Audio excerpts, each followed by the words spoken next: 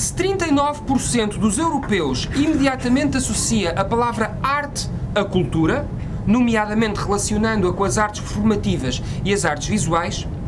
24% considera que as tradições, as línguas, os costumes e a presença de comunidades social e culturalmente diferentes no mesmo território são sinónimo de cultura, sendo que 79% acha que um ato cultural de extrema importância é poder comer comidas de outros países no seu próprio país. Muito acima da importância de aprender uma língua estrangeira dentro da comunidade europeia.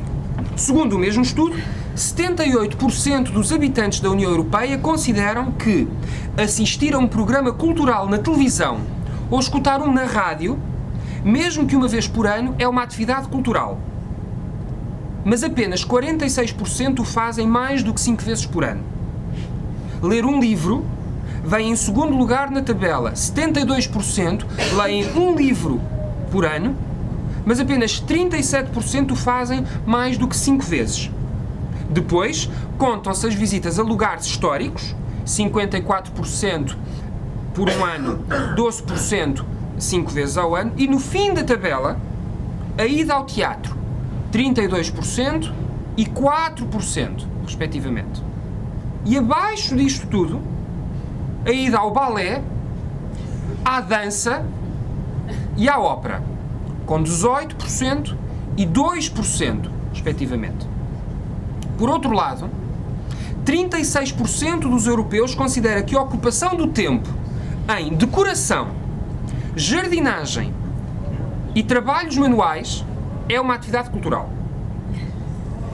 Curiosamente, e porque seríamos levados a pensar então que estes dados permitem perceber que há uma transferência para outras formas de entender a cultura, se nós entendermos, ou se nós deslocarmos esta participação das atividades culturais para o uso da internet,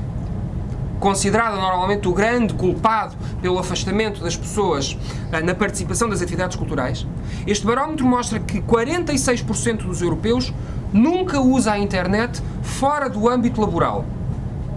e que 42% a usam para procurar informações precisamente na área da cultura. É na França e na Bélgica, estou muito longe de...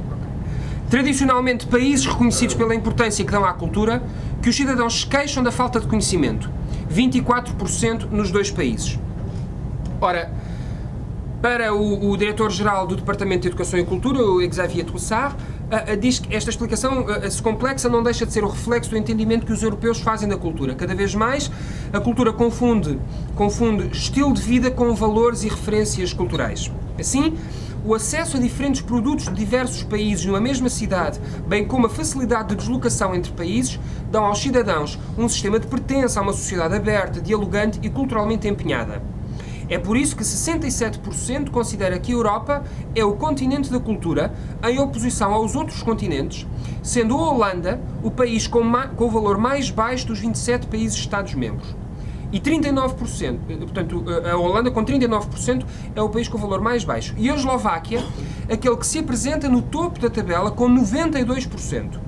Portugal aparece exatamente a meio, com 12%, com 82% desse valor, sendo ultrapassado praticamente por todos os países que entraram recentemente na Comunidade Europeia e muito à frente da França, do Reino Unido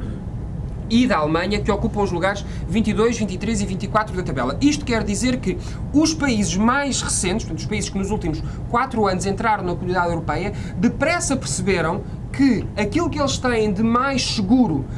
é uma identidade cultural, é a noção de valores culturais europeus e é terem aprendido com no fundo, o desnorte dos vários países que entraram na Comunidade Europeia na década de 70 e de 80 e tiveram vários apoios para o desenvolvimento da cultura, perceberam que os erros que foram cometidos por esses países podem agora, porque depois de 2013, e nós na Europa não estamos atrasados para 2010, estamos atrasados para 2013, que é quando acabam os programas de apoio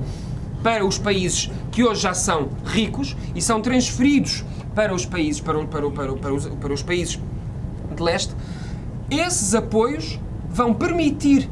que, estando eles no topo da tabela no que respeita ao interesse que a cultura pode ocupar, vão permitir solidificar uma política e uma estrutura cultural que nenhum dos outros países foi capaz de fazer. Bom, na Europa também, dizia eu que então chegou-se à conclusão que a cultura contribui com 2,6% para o equilíbrio do produto interno bruto, que é mais do que os setores da agricultura e da química juntos. E que, naturalmente, nós estaremos sempre muito longe de considerar que estaremos sempre muito longe de chegar à meta do 1%, porque isso implicaria, naturalmente, uma concertação de esforços dos vários ministérios para que o dinheiro que é dispensado na cultura no Ministério da Educação, no Ministério da Economia, no Ministério da Administração do Território, que não, áreas onde o Ministério da Cultura não toca. Para vos dar um exemplo, nós hoje, Portugal moderno, temos o Ministério da Economia, chama-se Ministério da Economia e da Inovação, que tem um orçamento de 900 mil euros para uma atividade que acontece durante 2 meses na região do Algarve, que fica no sul do país, que é mais do que o orçamento da Direção-Geral das Artes, que é quem distribui os subsídios para 75 companhias que há 30 anos vivem independentes do Ministério. Esse orçamento de 900 mil euros é mais do que o Ministério, essa Direção-Geral tem para distribuir para essas 75 companhias, só para um evento que acontece durante o verão e que tem como único objetivo captar a atenção dos estrangeiros para atividades culturais. Dinheiro que nunca irá ser tocado pelo Ministério da Cultura. O Ministério da Economia, em Portugal, gera o Instituto do Turismo, que tem mais dinheiro que o Ministério da Cultura todo para o património, para a literatura e para o conjunto de parcerias que o Ministério quer fazer com o Brasil nos próximos 2 anos. E o Ministério da Economia tem também, porque é da inovação, vai tocar nas verbas do Ministério da Ciência e Tecnologia, que consegue pagar, através de um saco azul, todos os investigadores da Sociologia, da Antropologia e da Economia da Cultura, que jamais poderão chegar ao Ministério da Cultura, porque o Ministério da Cultura não tem sequer verbas para os investigadores, para a formação dos artistas, para a formação dos professores que ensinam a cultura ou arte ou o que seja nas escolas. Bom, vou terminar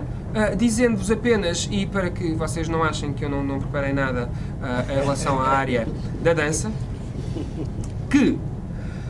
dar-vos apenas dados do que é que são os apoios na área da dança em comparação com as outras disciplinas e para vocês perceberem que solução é que os criadores portugueses da dança contemporânea, que é uma coisa que existe, vai fazer no próximo ano 20 anos, que formalmente existe dança contemporânea em Portugal, que solução é que os criadores de dança encontraram para continuarem a receber apoios? O Ministério da Cultura existe em Portugal desde 1995. E existe, dizia eu ontem no grupo de trabalho, porque se tornou impossível, do ponto de vista protocolar e institucional, que um secretário de Estado dialogasse com ministros da Cultura nas reuniões interministeriais na Comissão Europeia. E, portanto, nós fomos obrigados a fazer um upgrade da Secretaria de Estado, que na altura dependia do Primeiro-Ministro, da Secretaria de Estado, para o Ministério da Cultura, que aparentemente pode dialogar dentro do Conselho de Ministros de igual para igual com os outros ministros, o que não acontece. Porquê? Porque nós nos últimos 8 anos tivemos 7 Ministros da Cultura. 7. É um cargo muito concorrido, como veem. Bom, então o que é que aconteceu aos criadores da dança? Em 2000, porque nós queríamos ser modernos, criámos uma disciplina, que entretanto já mudou de nome, chamada transdisciplinaridade, onde cabia tudo o que não cabia no teatro ou na dança.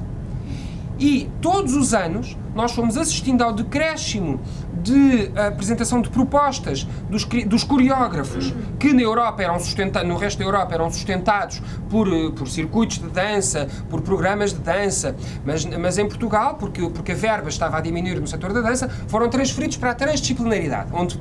cabe tudo. Hoje, este ano, o concurso, portanto, esse programa mudou de nome, hoje chama-se multidisciplinar. Isto para dizer que quando o programa foi criado não foi por exigência dos criadores, foi porque o Estado achou que deveríamos ter uma disciplina qualquer que incluísse estas coisas que nós não percebemos exatamente e que pudesse justificar nós podermos continuar a dar dinheiro a pessoas que, sei lá, como o João Fiadeiro, que de repente já não dança, se põe em palco a pensar. Ora...